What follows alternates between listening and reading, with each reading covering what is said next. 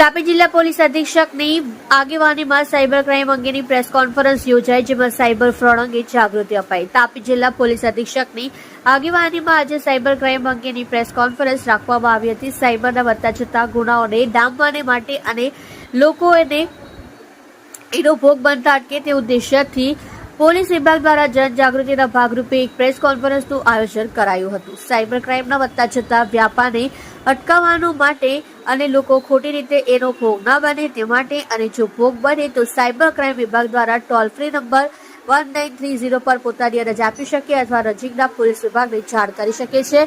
ભોગ બનનારનું જ્યારે account fridge થાય છે ત્યારે હવે કેવા નવા નિયમો આવેલા છે એ અંગે જિલ્લા પોલીસ વડાએ વિગતે માહિતી આપી હતી। સત્ય માટે હંમેશા સત્યની સાથે જોડાઈ રહો। આર સુરત ન્યૂઝ ચેનલની સાથે। આપણે સૌ જાણીએ છીએ એમ આજના સમયની અંદર સાયબર ક્રાઇમ એ કોઈ મોટો પડકાર છે। આ સાયબર ક્રાઇમને નાથવા માટે ગુજરાત સરકાર તરફથી ગુજરાત રાજ્યના તમામ જિલ્લાઓની અંદર સાયબર ક્રાઇમ પોલીસ સ્ટેશનની સ્થાપના પણ કરવામાં આવી છે, જેની અંદર પીઆઈ કક્ષાના, પીએસઆઈ કક્ષાના અને સાયબર ક્રાઇમ વિશે જાણકાર એવા પોલીસ માણસોની નિમણૂક પણ કરવામાં આવી છે। સાયબર ક્રાઇમમાં મોટાભાગે કોઈપણ કોલ અથવા ઓટીપી વગેરે આવવાથી તેમના બેંક એકાઉન્ટમાંથી, ભોગ બનનારના બેંક એકાઉન્ટમાંથી પૈસા ઉપડી જવાના બનાવો ખૂબ ધ્યાને આવતા હોય છે। આ જ બનાવોમાં વિક્ટીમના પૈસા ફ્રીઝ કરાવવા અને એને પૈસા પાછા અપાવવા માટે રાજ્ય સ્તરે અને જિલ્લા સ્તરે પોલીસ એજન્સીઓ દ્વારા કામગીરી કરવામાં આવે છે। આ કામગીરીના ભાગરૂપે વર્ષ 2024ની અંદર કુલ જેટલી રકમો ગુજરાત રાજ્યની અંદર કુલ જેટલા રકમનો ફ્રોડ થયેલો હતો અને લોકો ભોગ બનેલા હતા, તેમાંથી લગભગ 46.42% જેટલી રકમો ફ્રીઝ કરાવવામાં સાયબર ક્રાઇમ પોલીસ સ્ટેશનની એજન્સીઓને સફળતા મળેલી છે। આ આંકડો અગાઉના વર્ષો કરતાં ખૂબ જ વધારે છે। અગાઉના વર્ષ 2023ની અંદર આ ટકાવારી 17.93% હતી, જેની સામે આ 46.42% જેટલી રકમ ફ્રીઝ કરવામાં આવેલી છે। આ ટકાવારીની સામે જો રકમ જોઈએ તો 114.90 કરોડ રૂપિયા જેટલી રકમ ફ્રીઝ કરવામાં આવેલી છે અને જેમાંથી કુલ 53 કરોડ રૂપિયા જેટલી રકમ રિફંડ પણ કરાવવામાં આવેલી છે। એટલે કે જે આ રીતના ફાઇનાન્શિયલ ફ્રોડનો ભોગ બનેલા હોય સાયબર ક્રાઇમનો,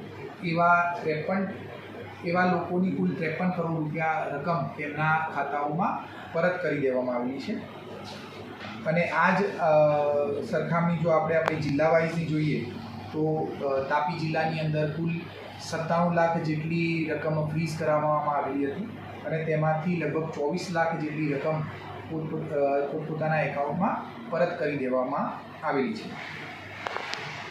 આ એકાઉન્ટ ફ્રીઝ થવાની સાથે જ એવી બાબત પણ ધ્યાનમાં આવેલી હતી કે કેટલાક એવા એકાઉન્ટ પણ આની અંદર ફ્રીઝ થતા હતા કે જેની અંદર જે ગુનાની રકમ હોય અથવા તો જે ફ્રોડની ડિસ્પ્યુટેડ એમાઉન્ટ હોય એ ખૂબ ઓછી હોય અને એની સામે એ એકાઉન્ટના ટ્રાન્ઝેક્શન બીજા પણ થતા હોય અને એની અંદર જે વેપારી વર્ગ અથવા તો જે સામાન્ય જનતા હોય એ પણ એમાં હેરાન થતી હતી કે કોઈ કારણસર એમના એકાઉન્ટ પણ ફ્રીઝ થતા હતા અને આ એકાઉન્ટ ફ્રીઝ થયા બાદ એમના ફાઇનાન્શિયલ ટ્રાન્ઝેક્શન અટકી જતા હતા।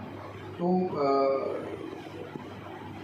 સાયબર ક્રાઇમની એક આગવી પહેલ કરીને હવે એવી એક નવી પોલિસી નક્કી કરવામાં આવી છે કે આવા એકાઉન્ટની અંદર જેટલી રકમ ડિસ્પ્યુટેડ હશે એટલી રકમ જ ફ્રીઝ કરવામાં આવશે, આખી રકમો ફ્રીઝ કરવામાં નહીં આવે અને આવા જે એકાઉન્ટોના આવા પ્રકારના ફ્રોડ સાથે સંકળાયેલા નહોતા અને તેઓ ફ્રીઝ કરવામાં આવેલા હતા તેવા એકાઉન્ટોને અનફ્રીઝ કરવાના પણ શરૂઆત કરી દેવામાં આવેલી છે અને અત્યાર સુધીમાં લગભગ 28,000 જેટલા આ પ્રકારના એકાઉન્ટો અનફ્રીઝ કરવામાં આવેલા છે।